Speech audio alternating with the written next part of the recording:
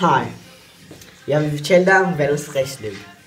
Vandet fordamper ved at få energi fra solen. Uden floderne eller havet fordamper stille og roligt og fortætter op i himlen. Det I kan se som skyer. Fortætning vi prøver at finde et sted, hvor er meget højt op og koldt. Der vil det være nedbør og nedbør med fælde. Det vil så være regn, sne og så videre.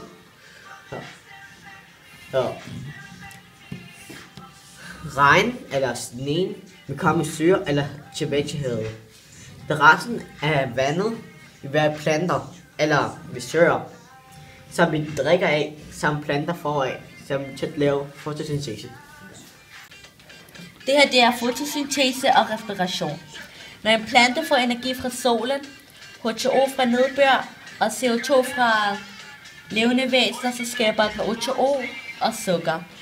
Når levende væsener indånder H2O og udånder CO2, og de spiser sukker, det bliver til H2O, CO2 og energi. Vandtranspirationen. Vandet kommer op fra roden og op til træet og op til bladene. Solen fordamper vandmolekylerne fra læbecellerne, som laver en fortætning op i skyerne, og så kommer der nedbør.